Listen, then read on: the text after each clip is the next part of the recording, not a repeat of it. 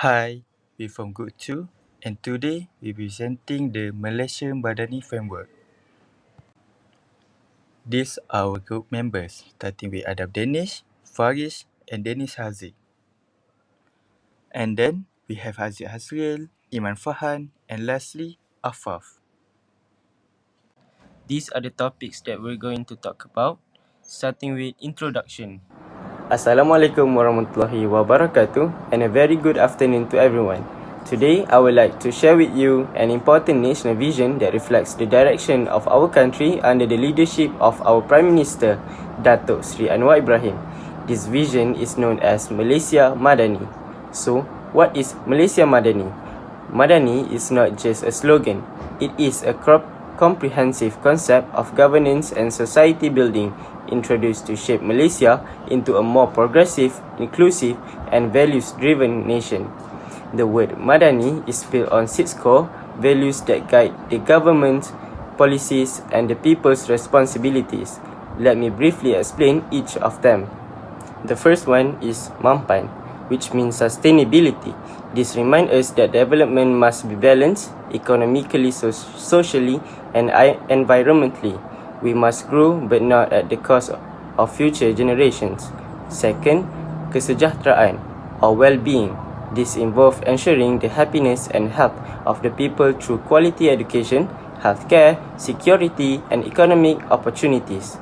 Third, daya cipta, which means creativity or innovation. In this fast-changing world, Malaysia must become a creative nation, encouraging new ideas, technologies, and solutions for our local and global challenges. Fourth, hormat, which means respect. Malaysia is a diverse country. Respect for one another, regardless of race, religion, or background, is essential for harmony and unity. Fifth is keyakinan, or trust and confidence. A successful country is built on trust. Trust in leadership, trust in institution, and trust among the people. And finally, ihsan, which means compassion and excellence. This is about doing our best with sincerity and empathy, whether in leadership, service, or everyday life, where we are encouraged to act with integrity and care. Together, these 6 values form the backbone of the Malaysia Madani vision, a vision that is people-centered, value-based, and future-ready. But Madani is not just the government responsibility, it is a shared mission. Every one of us has a role to play in creating a better Malaysia through our actions, our words, and our commitment to these values. So, let us all strive to embody the spirit of Madani in our homes, our communities, and our nation. That's all for the introduction. Thank you. Now, let's move on to one of the most important sections of our presentation, which is the key issue in implementing the Malaysia Madani framework. These issues involve around 5 major areas, which is social welfare, economic reforms, governance, environmental sustainability, and structural challenges. First, we have social welfare and poverty alleviation programs. While Madani promotes inclusivity, the cost of expanding social programs like minimum wage increases and welfare support can strain the national budget. However, the benefit includes reducing poverty, improving living standards, and building a more cohesive society. Next, economic restructuring and fiscal reforms. This involve long-term investment in innovation and reducing dependency on subsidies. The benefit is a stronger, more resilient economy, but the short-term costs may include increased taxes and subsidy cuts that affect the public. Another issue is we face implementation challenges and structural constraints. These include bureaucratic resistance, lack of coordination, and insufficient data system. If not addressed, they can slow down progress. Overcoming them requires collaboration across all sectors, which is government, civil society, and the public. Another issue is governance and institutional transformation. Implementing reforms to improve transparency and fight corruption requires time, training, and strong political will. The payoff is a more efficient and trustworthy public service system, which is something that benefits all Malaysians in the long run. And the last issue is environmental sustainability and green transition. Madani also target environmental sustainability. Transitioning to a green economy means investing in renewable energy, enforcing regulation, and shifting industries. These changes can be expensive, but they help protect our environment and ensure long-term economic stability. Our main objective of Madani. First, effort to narrow the inequality gap. Focus on reducing income and development disparities between regions and communities by implementing targeted economic policies, improving infrastructure, expanding access to quality education and healthcare, and promoting inclusive growth. Government and organizations invest in rural and undeveloped areas through tax incentive, better transportation, and digital network. And support for local business, education and vocational training programs are introduced to enhance skill and employability, while healthcare services are expanded to improve well-being.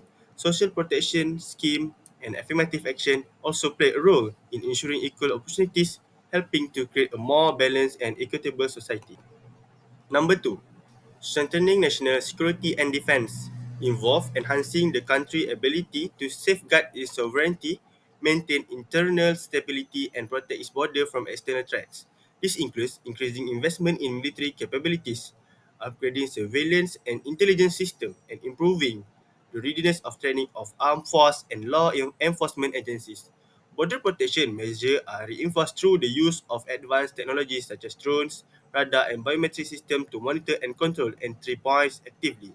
Additionally, efforts are made to combat cyber threats, terrorism, and transnational crimes through better coordination among security agencies and international cooperation. This measure ensure the safety of citizens and contribute to national resilience. Number three is enhancing the efficiency of public service delivery means making government service more accessible, responsive, and aligned with the needs of the people.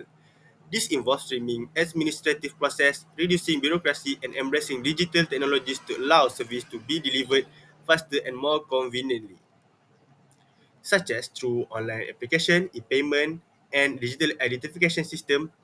Efforts are also made to ensure fairness and transparency by reducing corruption, setting clear service standards, and setting feedback mechanism so citizens can voice concern or suggestion. Ultimately, leading to more effective governance and improve quality of life for all. Last, main objective of Madani is boosting economic growth aimed to create a dynamic and inclusive economy that benefits all Malaysians by focusing on development. On development.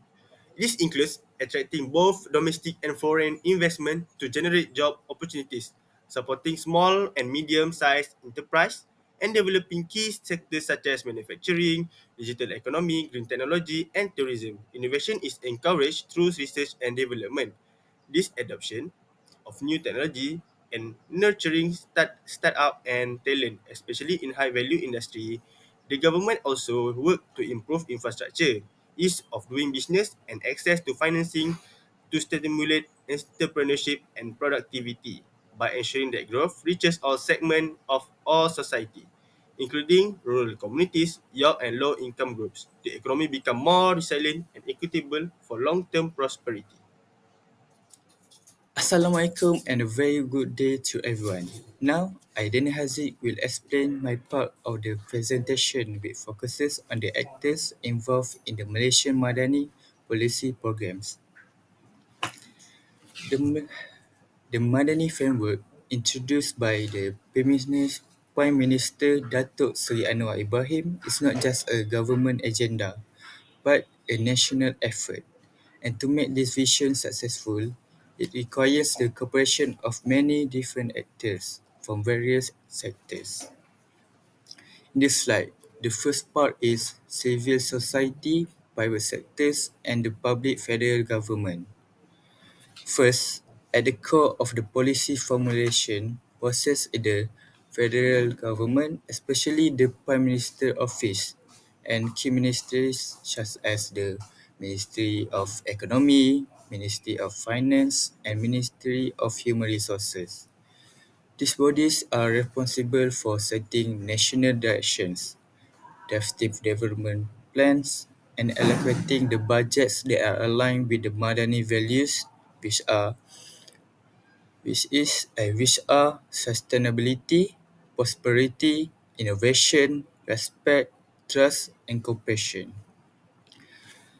Okay, and then we have in the slide government officers and technocrats. Okay, next, the government officers and technocrats. Their role is to support the implementation process by doing research, conducting data analysis, and engaging stakeholders. They provide the technical and intellectual support to ensure that the policies are evidence-based and effective.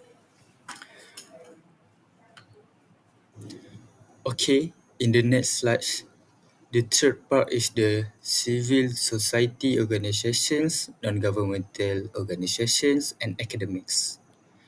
Okay, beside the government, the success of the Madani framework also depends heavily on the involvement of these three groups. These groups often act as a bridge between the government and the people. They bring in the voices of the public. All in the Malay we can call rakyat, especially the marginalized or underrepresented groups. And they also help the government stay informed through advocacy and feedback. Universities and research institutions are also key factors. They play a big role in providing evidence-based input to policy research and development. This helps ensure that every decision is guided by facts, data, and public interest. In the last part, people of Malaysia, the public. Okay, lastly, and most importantly, we must not forget the people of Malaysia, the public. They are the most important actors in any policy program.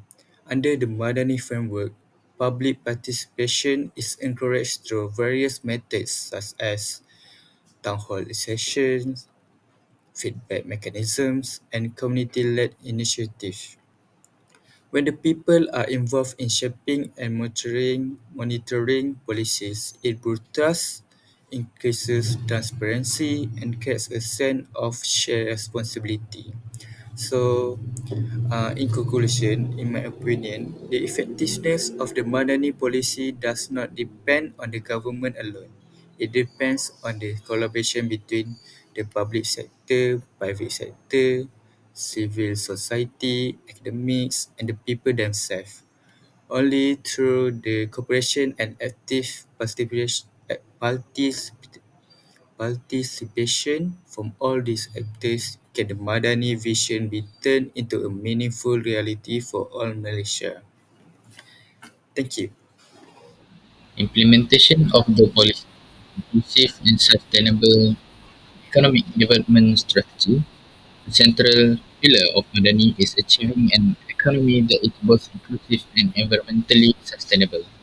The government has prioritized green growth and equitable access to economic opportunity through strategic reform, integrity and transparent government strategy. Integrity in government is crucial for restoring public trust and ensuring effective policy delivery. Under Madani, several reforms have been introduced to fight corruption and improve government transparency. Education and human capital development strategy. Education and human capital development are pivotal to the Madani framework. The government has initiated reform to align education with industry needs, emphasizing technical and lifelong social welfare and people protection strategy. Implementation of the policy in the Madani framework emphasizes social welfare and protection to ensure no one is left behind. Initiatives include increasing the minimum wage, implementing the progressive wage policy, and enhancing social safety nets. Next, I'm going to be talking about the evaluation of the policy which the Malaysia Madani framework. The first one is strengths. One major strength of Madani is that it provides a clear, value-driven foundation The six values are easy to understand and can guide both public service and policymaking. The new Straits Times highlighted that Madani aims to create a government that is efficient, people-centered, and morally guided. Another key strength is its focus on trust and governance. It promotes transparency and integrity, crucial for fighting corruption. For example, the Public Service Department has already integrated Madani values into civil service training modules. Lastly, the inclusion of sustainability makes the policy very relevant to global changes and to challenges. It aligns with the UN Sustainable Development Goals, which adds international credibility to Malaysia's approach. Next are the weaknesses. One key issue is that the framework is quite broad. The values are good in theory, but without clear KPIs or action plans, it's hard to measure real impact. According to The Edge, many civil servants don't know how to apply Madani values in their daily tasks. Another weakness is its reliance on leadership continuity. If future leaders don't support it, the framework might lose its influence. We've seen this happen with previous long-term plans.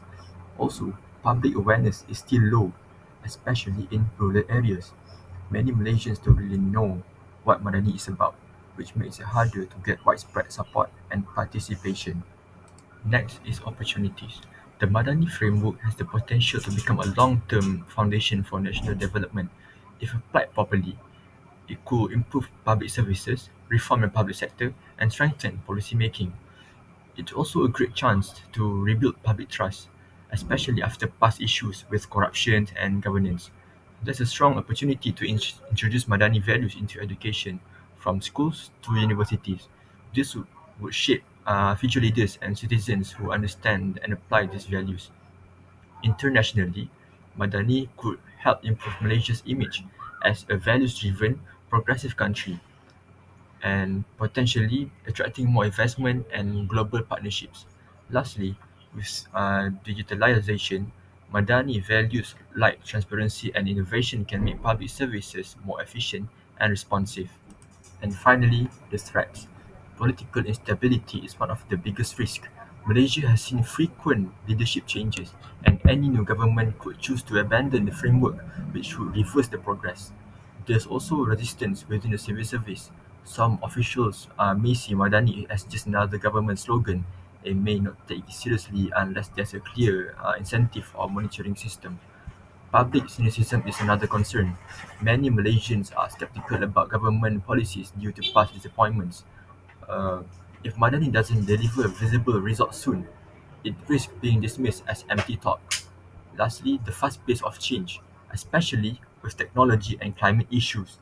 This might outpace Madani's general values. The framework may not be flexible or specific enough to tackle urgent and technical challenges like AI, cybersecurity, or environmental crises.